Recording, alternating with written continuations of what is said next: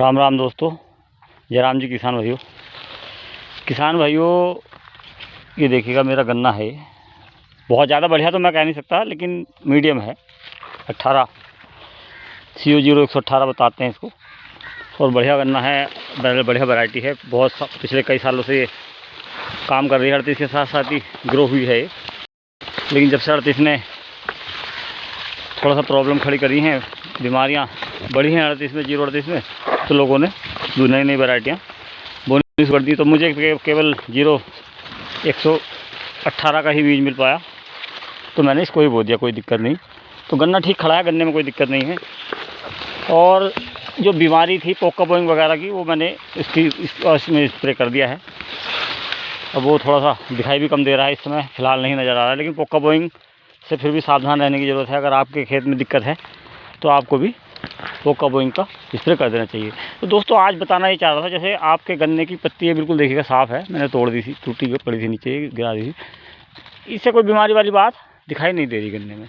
ये देखिएगा अंदर ऊपर से गंदी भी है, और इस तरह से देखिएगा ये पत्तियाँ भी हैं। तो जो बिल्कुल पत्तियाँ साफ़ है, जिनमें ये नज़र नहीं आ रहा कि कोई लार्वा या कोई अंडा इस पर है पत्ते पे, तो देखिएगा पोका बोइंग का असर कैसे होता है। ये देखिएगा ऊपर पोका बोइंग की हालांकि स्प्रे हो चुकी है दवाई, लेकिन फिर भी थोड़ा बहुत असर तो अभी एकदम सही नहीं हो पाता दूर। तो मैं बताना चाह रहा था कि जैसे वो जिसे बोलते हैं टॉप बोरर, ये देखिएगा वो ज़रा सी चीज़ें हैं। ये थोड़ा बहुत अगर जो दिखाई भी दे रहा है, तो इसे थोड़ा सा सीरियसली लेने की ज़रूरत है। ये सीरियसली इसलिए लेना है क्योंकि कभी कभी देखिएगा पूरा पत्ता साफ़ होते हुए भी ना, इसके अंदर जो, ये तो खैर पोका बोइंग का मारा हुआ है, तो इसमें टॉप बोरर भी हो सकता है, और पोका बोइंग तो है ही है इसमें, लेकिन फिर भी ग्रो कर रहा है ऊपर को, थोड़ा थोड़ा करके दवाई का असर दिखाई दे रहा है। तो अब हमें डरना है टॉप बोरर से। हालांकि लोगों ने टॉप बोरर वाल से जो डरने वाले हैं, उन लोगों ने, अभी देखिएगा ये पोका बोइंग का ही असर है, इस तरह की पत्ती भी हो जाती है। तो ये सब शिकायत वाली चीज़ें हैं, इसको तोड़ के हटा के डाल देना है दूसरी जगह, क्योंकि ये बताते हैं कि ये देखिएगा पत्ती इस तरह से सूख जा रही है, तो ये सब हटा के डालने की ज़रूरत है इसको। हालांकि इसके लिए कट्टा वगैरह या कोई बोरा वगैरह का इस्तेमाल करना चाहिए था, लेकिन मैं फ़िलहाल तोड़ के इसको बाहर फेंक दे रहा हूँ। तो मैं बताना ये चाह रहा था, नीचे अगर आपके पत्ते के नीचे गन्ने के या पेड़ी के या पौधे के अंडे वगैरह दिखाई भी नहीं दे रहे, तब भी थोड़ा सा घबराना पड़ेगा आपको, मतलब तब भी थोड़ी सी केयर इसकी करनी पड़ेगी, क्योंकि टॉप बोरर का जो है ये तीसरी पीढ़ी चल रही है। तीसरी पीढ़ी का मतलब है तने के अंदर, इसके अंदर यहाँ जाके वो लार्वा बनना शुरू हो जाता है। वो लार्वा बनते बनते बनते बनते फिर वो भी उसको खाने लगता है, इसके तने को। तो उस चीज़ का अभी से ही अगर आप लोग देखभाल करेंगे तो उसमें कामयाबी आपको मिल जाएगी। उसकी तीसरी पीढ़ी को हम यहीं रोक देंगे तो आगे को बढ़ने की संभावना ख़त्म हो जाएगी। तो दोस्तों, थोड़ा सा ध्यान रखें, समय से ये वाला स्प्रे कर दें टॉप बोरर का।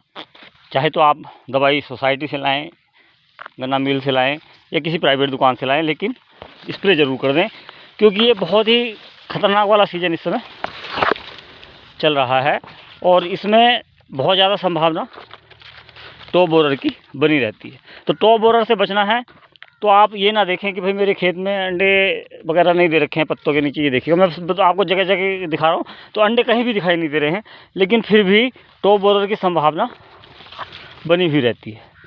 और टॉप बोरर की संभावना को देखते हुए आपको स्प्रे करने की बहुत ज़्यादा ज़रूरत है। चाहे आप कोरोजिन करें, चाहे आप फटेरा वगैरह, मतलब जो दानेदार वाले पदार्थ हैं वो डालें, लेकिन कुल मिलाकर गन्ने की देखभाल का समय है।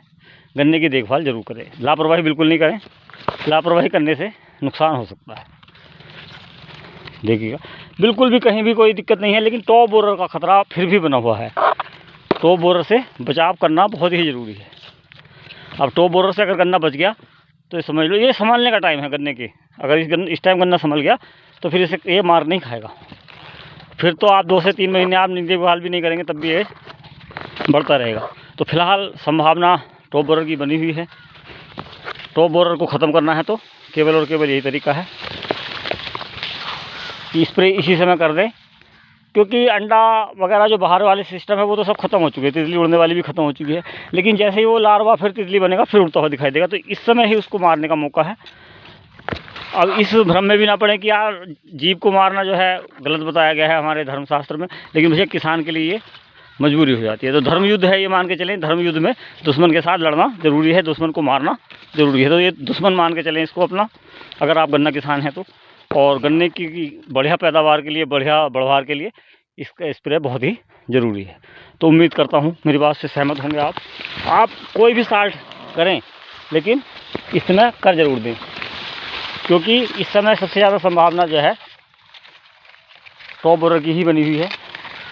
और अगर पोका बोरर बार बार रिपीट हो रहा है तो आप उसमें भी लापरवाही ना करें, स्प्रे बार बार करते रहें। स्प्रे से बिल्कुल ना घबराएं, चाहे आप दुकान बदल के स्प्रे करें या वही वाला स्प्रे दोबारा कर सकते हैं जो पहले आपने किया है, और नहीं किया है तो वो भी कर दें। पोका बोइंग का भी सिस्टम थोड़ा सा गड़बड़ है, और टॉप बोरर का तो आपको पता ही है। तो फिलहाल इन्हीं शब्दों के साथ आज की वीडियो यही समाप्त होती है।